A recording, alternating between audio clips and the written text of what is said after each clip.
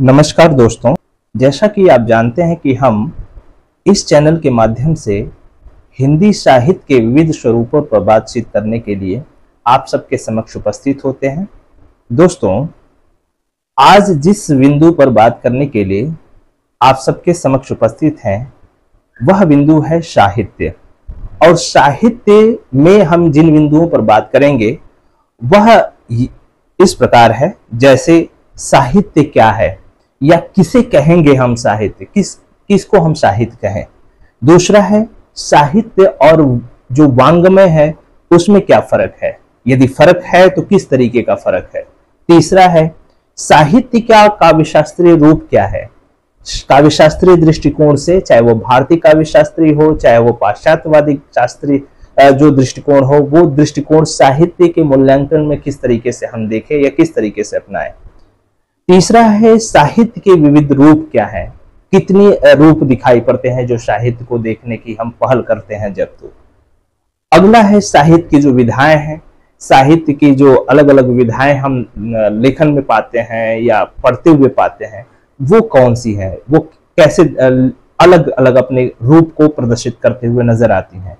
और अंतिम है साहित्य की प्रासंगिकता क्या है, यानी साहित्य पढ़ने की जरूरत क्या है, साहित्य का मूल्यांकन क्यों किया जाना चाहिए, साहित्य लेखन क्यों किया जाता है। इस तरीके से इन सभी बिंदुओं पर पहले भी और आज भी निरंतर बातचीत की जाती रही है। हम साहित्य पर बातचीत करते हैं तो साहित्य का शाब्दिक अर्थ होता है साहित्य प्लस यत, इसमें प्रत्यय जोड़ने से जिसकी बनावट की गई है, जिसका निर्माण साहित्य और यत प्रत्यय के मिलने से होता है, जिसका शाब्दिक अर्थ होता है शब्द और अर्थ का सहभाव, यानी शब्द और अर्थ के मिलने से जो एक नया रूप निर्मित होता है उसे ही साहित्य कहते हैं। अब इसके मिलने से जो नई संरचना बनती है वो साहित्य कहलाती है। इस पे कुछ विद्वानों ने भी अपनी जो राय है वो रखी है। जैसे आप श्याम सुंदर दास जी को देख सकते हैं। श्याम सुंदर दास जी ने बताया है कि जो साहित्य है वो समाज का दर्पण होता है। साहित्य समाज का दर्पण होता है कहने से तात्पर्य है कि जो भी साहित्य में लेखन किया जाता है वो समाज के ही उन बिंदुओं को, समाज के बीच की उन घटनाओं को, समाज के बीच के उन तत्वों को लेकर लिखा जाता है जो समाज में घटित होता हुआ दिखाई पड़ता है। अर्थात जो समाज में लोग अपने जीवन दैनंदिनी क्रियाकलापों में या दैनंदिनी जो पहल है उसमें, रोजमर्रा के जीवन में जो भी पहल करते हुए, जो भी घटनाएं घटित होते हुए पाते हैं, जो भी कहीं ना कहीं अपने जीवन में निर्मित करते हैं और उसमें जीते हैं, ठीक वही चीज रचनाकार साहित्य के माध्यम से प्रदर्शित करने की कोशिश करता है। अब यहाँ पर एक बात ध्यान देने की जरूरत है कि क्या सब कुछ साहित्य में शामिल होता है या कुछ खास चीजों को रचनाकार शामिल करने की कोशिश करता है। तो यहाँ यह हमें जान लेने की जरूरत है कि रचनाकार उन्हीं चीजों को, उन्हीं बिंदुओं को साहित्य के अंतर्गत लाने की कोशिश करता है, रचना के माध्यम से दिखाने की कोशिश करता है, जिसके ऊपर हमारी दृष्टि नहीं पहुंच पाती। यानी एक सामान्य साधारण मनुष्य की दृष्टि जिस पर नहीं जा पाती, जिसको हम अनदेखा कर देते हैं, जिसको हम ध्यान नहीं देते हैं, लेकिन वो एक बहुत बड़ी प्रक्रिया होती है। इस तरह की कोई भी रचना, इस तरह की कोई भी पहल साहित्य के दायरे में रखी जाती है। तो यहाँ पर श्याम सुंदर दास जी जब कहा है कि साहित्य समाज का दर्पण होता है, तो साहित्य समाज का दर्पण है तो किस तरीके से है, तो वो उसी तरीके से है जैसे मकड़ी अपने ही तन से, अपने शरीर से झाले का निर्माण करती है और उसी झाले पर अपना जीवन व्यतीत करती है। तो इसी तरीके से मनुष्य एक समूह के अंतर्गत रहते हुए समाज की निर्मित करता है। उस समाज में विभिन्न प्रकार के सुख दुख, तमाम तरह के क्रियाकलाप करता है, तमाम तरह की क्रियाएं करता है। उसमें सकारात्मक नकारात्मक भी पक्ष देखने को मिलते हैं। उसमें विभिन्न ऐसे पक्ष आते हैं जहां पे वो अत्यधिक आनंदफुल दिखाई पड़ता है। कभी कभी ऐसे भी जीवन के पक्ष आते हैं जब वह अत्यंत दुखी अपने को पाता है। तो इस तरीके की तमाम उस क्रियाकलापों के पीछे जो एक सूक्ष्म तत्व दिखाई पड़ता है, जहां सबकी नजर नहीं पहुंच पाती है, लेकिन एक रचनाकार, एक कलाकार की दृष्टि वहां जाती है। इसी तरीके की पद्धति, इसी तरीके की लेखन के रूप में उसकी परिणति साहित्यकार करता है और वही लेखन, वही रचनाकार की सर्वोत्तम रचना बन जाती है। यहाँ पर आचार्य रामचंद्र शुक्ल ने भी एक अपनी परिभाषा से साहित्य को इंगित करने की कोशिश की है, जिसमें लिखा है कि किसी भी देश का साहित्य वहां की जनता की चित्तवृत्तियों का संचित प्रतिबिंब होता है। चित्तवृत्ति कहने का मतलब है जो हमारे हृदय में निहित वृत्तियां हैं, निहित जो भाव है, वो चित्तवृत्ति। यानी एक मनुष्य अपने हृदय में किस तरीके के भावों को कहीं ना कहीं निर्मित किया हुआ है, किस तरीके के भावों को रखा होता है। तो हम जानते हैं कि सुख और दुख दो तरह की भाव, जो दो तरह के भाव होते हैं, वही भाव हमारे हृदय में निहित होते हैं और यह अलग अलग परिस्थितियों में उद्बुद्ध होते हैं, अलग अलग परिस्थितियों में इनका निखार देखने को मिलता है।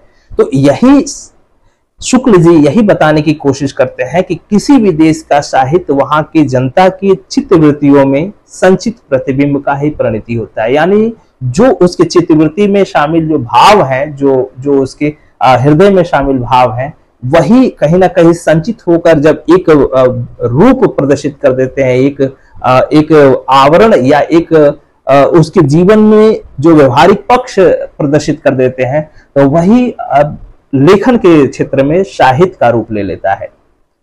ठीक वही चीज है जैसे मैंने अभी जिक्र किया श्याम सुंदर दास की परिभाषा को बताते हुए कि किस तरह से एक रचनाकार अपने सुख दुख के भाव को, सुख दुख के स्वरूप को प्रकट करने के लिए यह दिखाने की कोशिश करता है कि वो समाज के उन्हीं बिंदुओं को छू रहा है, उन्हीं बिंदुओं को ले रहा है जिस पे नजर किसी की नहीं जाती है।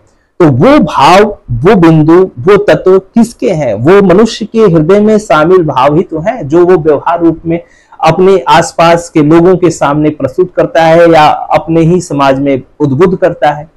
वही चीज यहाँ पर शुक्ल जी बताने की कोशिश करते हैं कि जनता के हृदय में जो निहित भाव है, जो संचित भाव है, जब वही कहीं ना कहीं संचित होकर वो प्रतिबिंब के रूप में दिखाई पड़ने लगता है और रचनाकार उसी को कहीं ना कहीं लेखन में परिणित कर देता है, वही लेखन साहित्य का रूप हो जाता है।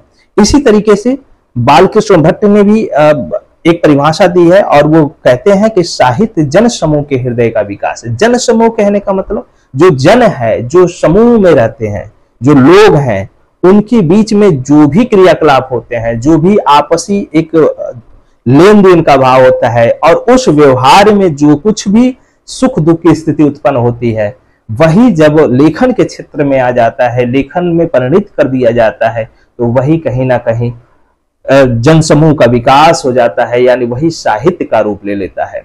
तो इस तरीके से बालकृष्ण भट्ट ने जनसमूह के हृदय का विकास के रूप में इसको परिणित किया है साहित्य को। महावीर प्रसाद द्विवेदी लिखते हैं कि साहित्य ज्ञान राशि का संचित कोश है। ज्ञान राशि कहने का मतलब कि एक छोटा सा बच्चा जब अनेक प्रकार की घटनाओं से, अनेक प्रकार के तत्वों को जीवन में घटित होते हुए, जीवन में अनुभव करते हुए एक बड़े व्यक्तित्व के रूप में जब उभर कर आता है और अपनी क्रियाकलापों में उसे कहीं ना कहीं प्रतिबिंबित करता है, उसे क्रियाकलापों में ढालता है, अपने व्यवहार में ढालता है, तो वही व्यवहार जब उसके माध्यम से किया जाता है तो वो कहीं ना कहीं एक कोश के रूप में दिखाई पड़ता है, जिसमें तमाम तरीके के भाव दिखाई पड़ते हैं, जिसमें श्रृंगारिक भाव भी होते हैं, कारुणिक भाव भी होते हैं, विभत्स वाले भाव भी होते हैं, रौद्र वाले भाव भी होते हैं। तो ये सभी जो ज्ञान राशि के कोश हैं, जब ये भावों के रूप में अलग अलग रूपों में निखर कर आते हैं, तो यही साहित्य का रूप ले लेते हैं। यानी रचनाकार इन्हीं ज्ञान कोश के राशियों को परिणित करते हुए उसे रचनाकार रचना के माध्यम से ढाल देता है और वही रचना एक समय साहित्य का रूप लेते हुए दिखाई पड़ती है। अगली जो परिभाषा है वो मुंशी प्रेमचंद की है। मुंशी प्रेमचंद लिखते हैं साहित्य जीवन की आलोचना है। प्रेमचंद जी बहुत ही मनुष्य के उन सभी तत्वों को बखूबी जानने वाले हैं। वो जानते हैं कि किस तरीके से मनुष्य की रागात्मक और जो भाव प्रणेता है उसके जीवन को कैसे समझा जा सकता है। एक बड़े साहित्यकार की यह निशानी होती है कि वो उन सभी तत्वों को समझ जाए जो जीवन में घटित होते हैं। प्रेमचंद जी यहाँ पर चतुर्य हैं, चातुर्यपूर्ण हैं और उनके अंदर प्रतिभा तो प्रखर है, वो ये सभी समाज के उन सभी तत्वों को देखते हैं, उन सभी तत्वों पर मूल्यांकन करते हैं, चिंतन करते हैं, जो तत्व हमसे कहीं ना कहीं अनदेखे रह जाते हैं, हमारी दृष्टि वहां नहीं पहुंच पाती। इसीलिए उन्होंने कहा कि साहित्य जीवन की आलोचना है।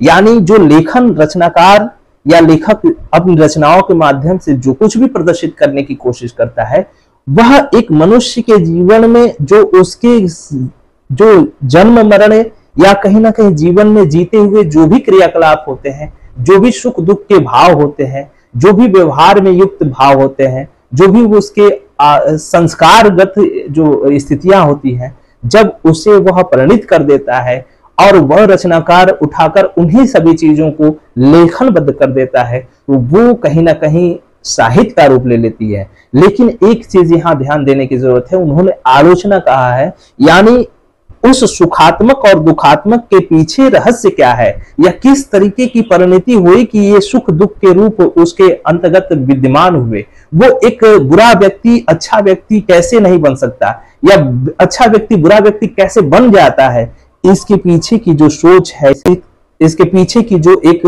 निर्मिति है, इसके पीछे की जो एक बनावट है, उसको दिखाने की पहल साहित्य करता है। वो बताता है कि किस तरीके से एक व्यक्ति साधारण व्यक्ति के तरीके से जीवन जीता है और किस तरीके से एक सुविधा संपन्न व्यक्ति जो सभी सुविधाओं से युक्त है, वो किस तरीके का जीवन जीता है। तो साधारण और सुविधा संपन्न व्यक्तियों में फर्क कैसे होता है, किस तरीके के दुख सुख वहां देखने को मिलते हैं, किस तरीके के दुख सुख एक साधारण व्यक्ति यानी गरीब व्यक्ति के बीच अंदर देखने को मिलते हैं।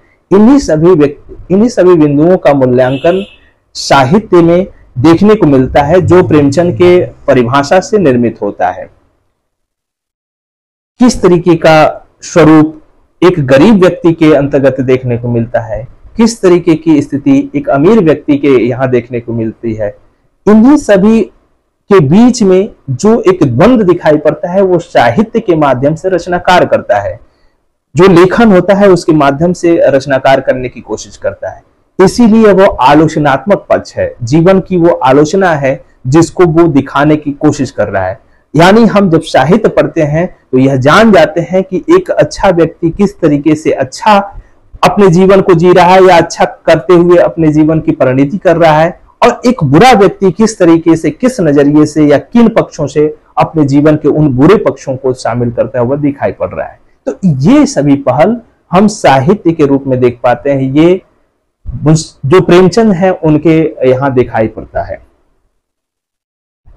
डॉक्टर नगेंद्र भी एक परिभाषा देते हैं। डॉक्टर नगेंद्र कहते हैं कि साहित्य आत्म अभिव्यक्ति जीवन की अभिव्यक्ति है। जो साहित्य की अभिव्यक्ति है, जो आत्मा की अभिव्यक्ति होती है, वही अभिव्यक्ति जीवन की अभिव्यक्ति है। यानी जो हमारे अंदर घटित हो रहा है, जो हमारे अंदर चल रहा है, जो हमारे जीवन में घटित हो रहा है, जो हमारे संस्कारगत जो कहीं ना कहीं भाव हैं, जिसको हम व्यवहार में परिणित करते हैं, वही भाव वही व्यवहार हम साहित्य के अंतर्गत देखते हैं, साहित्य में निरूपित पाते हैं, क्योंकि वही हमारी दिनचर्या होती है। और वह दिनचर्या को रूपायित करता हुआ रचनाकार यह दिखाने की कोशिश करता है कि फलाना व्यवहार का व्यक्ति किस तरीके से एक अच्छा व्यक्ति दिखाई पड़ता है, फलाना व्यवहार का व्यक्ति किस तरीके से एक बुरा व्यक्ति दिखाई पड़ता है, या बुराई की क्या मानकता होती है और अच्छाई की क्या मानकता होती है। तो इन्हीं सभी बिंदुओं को हम देखने की यहाँ पर कोशिश करते हैं।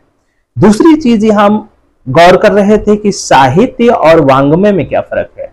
दोस्तों, वांग्मय कहने का तात्पर्य, हम जब साहित्य लेखन की पद्धति चालू हुई तो उस समय साहित्य नाम नहीं दिया गया था, बल्कि वह वांग्मय का रूप था। और वांग्मय कहने का तात्पर्य है जो हमारे मुख से निकली हुई जो वाणी है, जो हमारे हृदय से निकली वाणी है, वाक्य धन मय, वाक्य और मय को मिलाने से जो बनता है वो वांग्मय है। यानी जो हमारे हृदय से निकली हुई वाणी है, जब उसे ही लेखनबद्ध कर दिया जाता है तो वो वांग्मय हो जाता है। वांग्मय शुरुआती दौर की पहल की बातें हैं, और जब हम इसको गौर करते हैं तो हमारे यहाँ जो लेखन पद्धति है वो प्रारंभिक दौर में गद्य के रूप में बहुत कम देखने को मिलती है। नाटक भी लिखा जाता है, प्रारंभ हमारे यहाँ नाटक से ही होता है, तो नाटक भी लिखा जाता है तो वो पद्य रूप है, यानी वो सूत्रों में लिखा जाता है। उसकी लेखन के जो मानकता है, जैसे आज कविता के सूत्र हम पढ़ते हैं, कविता की पंक्तियां पढ़ते हैं, उसी तरीके से पहले भी लिखे जाते रहे हैं। तो इस तरीके से गद्य का रूप तो बहुत बाद में विकसित हुआ है। यदि हम अगर सही तरीके से सही रूप में देखें, सही रूप में जो गद्य के रूप दिखाई पड़ते हैं, तो आधुनिक युग की ये पहल है। क्योंकि कुछ लक्षण हम आदिकाल और भक्ति काल के दौरान भी देख पाते हैं, लेकिन सही रूप हम आधुनिक काल में ही देखते हैं। शुरुआती दौर में जिस लेखन को प्रश्रय दिया जाता रहा, जिस लेखन को प्राथमिकता दी जाती रही, वो पद्यात्मक ही थी, और इसलिए पद्यात्मक होने के कारण इसे काव्य, इसे वांग्मय कहा जाता था। इसी काव्य को वांग्मय कहा जाता था। तो साहित्य और वांग्मय में बहुत फर्क नहीं है, लेकिन यह ध्यान देने की जरूरत है कि वांग्मय कहने का मतलब है जो साहित्य में 2-3 रूप देखने को मिलते थे, जैसे कविता के रूप है, नाटक के रूप है, वो गीतात्मक रूप में होते थे, वो पद्यात्मक रूप में होते थे। बाद में जब साहित्य के रूप बदलते गए, साहित्य में विधाओं का स्वरूप बदलता गया, तो ये इनका भी एक तरह से अलग अलग स्वरूप देखने को मिलने लगा, अलग अलग रूप इसके दिखाई पड़ने लगे। तो इस तरीके से हम चीजों को देख पाते हैं। जब हम काव्य शास्त्रीय दृष्टिकोण से मूल्यांकन करने की पहल पर बात करते हैं, तो साहित्य का मूल्यांकन हम 2 तरीके से करते हैं। एक भारतीय काव्य शास्त्रीय तरीके से, और दूसरा है पाश्चात्यवादी जो दृष्टिकोण है उसके तरीके से। भारतीय जो दृष्टिकोण है, भारतीय काव्य शास्त्रीय जो दृष्टिकोण है, उसमें जब हम बात करते हैं तो हम साहित्य को समझने के लिए जितने भी मानकता दी गए हैं, जितने भी तत्व दिए गए हैं, जितने भी पक्ष दिए गए हैं, उसको देखने की कोशिश करते हैं, जिसमें हम रस सिद्धांत को लेते हैं, अलंकार सिद्धांत को लेते हैं, रीति और जो ध्वनि संप्रदाय है उसके हिसाब से चीजों को देखने की कोशिश करते हैं। इसको हम बखूबी समझेंगे जब कविता पक्ष पर आएंगे, पद्य के रूपों को पढ़ेंगे, तो हम एक एक करके चीजों को समझेंगे।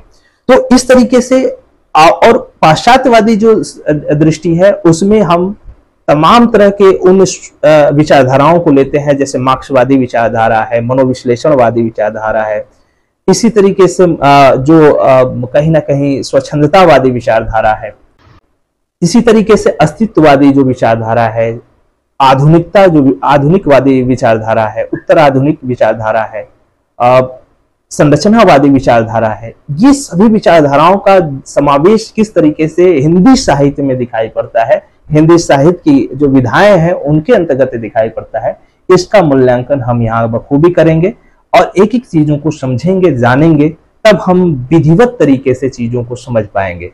मित्रों, जब तक हम इनको अच्छे तरीके से नहीं समझ सकते, जब तक अच्छे तरीके से इन पर पकड़ नहीं बना लेते, तब तक हम सही तरीके से साहित्य का मूल्यांकन नहीं कर पाते।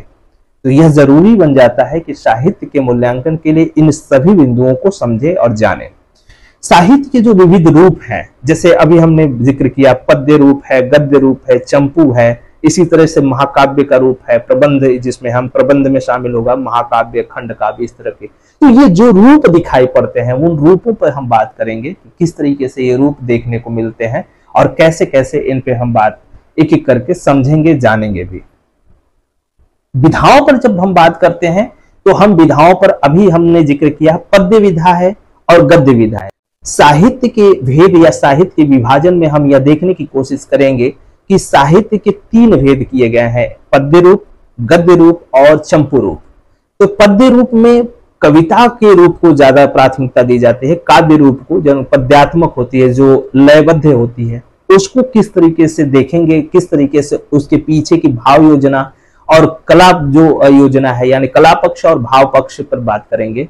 फिर उनमें किस तरीके से एक रचनाकार की क्या क्या स्थिति होती है, वो पाश्चात्यवादी दृष्टिकोण को अपना रहा है तो किस नजरिए से अपना रहा है, काव्य शास्त्रीय दृष्टिकोण को अपना रहा है तो किस तरीके से अपना रहा है। तो इस पर हम एक एक करके बातचीत करेंगे।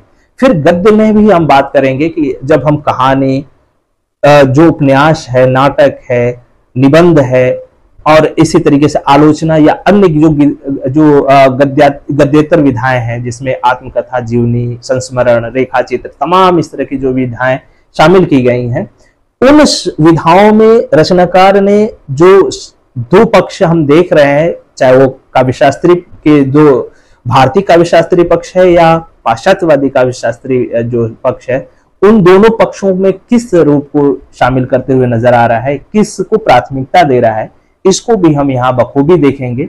कुछ कविताओं को लेंगे, कुछ गद्य की विधाओं के अंशों को लेंगे और फिर हम बात एक एक करके इस पे करने की कोशिश करेंगे। इसी तरीके से चंपू को भी पढ़ेंगे। चंपू, बहुत सारे चंपू हमारे यहाँ लिखे गए, तो उन पे हम बात करेंगे और जानेंगे कि किस तरीके से चंपू के अंतर्गत जो रचनाकार है वो प्राथमिकता देने की कोशिश करता है। उसमें पाश्चात्यवादी दृष्टिकोण को अपनाता है कि काव्य शास्त्रीय पक्षों को अपनाता है। इस तरीके से हम बात करेंगे और अंत में हम साहित्य की जो प्रासंगिकता है, साहित्य के जो मानक हैं, वर्तमान साहित्य संदर्भ में या वर्तमान स्थिति में साहित्य किन किन रूपों को अपने यहाँ प्रदर्शित करते हुए नजर आती है, अपने रूप, अपने स्वरूप से किस तरीके से वो जो समीक्षक हैं, जो इसके पाठक हैं, उन तक ये पहुंच कैसे बनाती हुई नजर आती है, किस तरीके से उनका विस्तार करती है, किस तरीके से उनको चिंतन के उन पहलुओं तक पहुंचाने की कोशिश करती है जहां से वो अपने विचारधारा में समृद्धिपन लाते हैं, अपनी सोच को डेवलप कर पाते हैं। तो इस तरीके की एक एक चीजों को हम यहाँ देखेंगे, समझेंगे भी। तो मुझे आशा है कि आज की ये क्लास आप सबको पसंद आएगी और इसी आशा के साथ हम आज विदा लेते हैं और यही उम्मीद करते हैं कि आप यदि इस प्लेटफॉर्म पर नए हैं तो इस चैनल को सब्सक्राइब करना नहीं भूलेंगे, साथ ही इसे शेयर भी करेंगे ताकि अन्य मित्रों तक इसकी पहुंच बने। मित्रों, यह क्लास आपको कैसे लग रही है, क्या इसमें और भी चीजें शामिल की जा सकती है, इसे कमेंट के माध्यम से जरूर बताइएगा। ये मुझे आशा रहेगी और उम्मीद भी कि आप ऐसा करेंगे। चलिए हम एक नए टॉपिक को लेकर अगले क्लास में मिलेंगे। तब तक के लिए विदा दीजिए। धन्यवाद।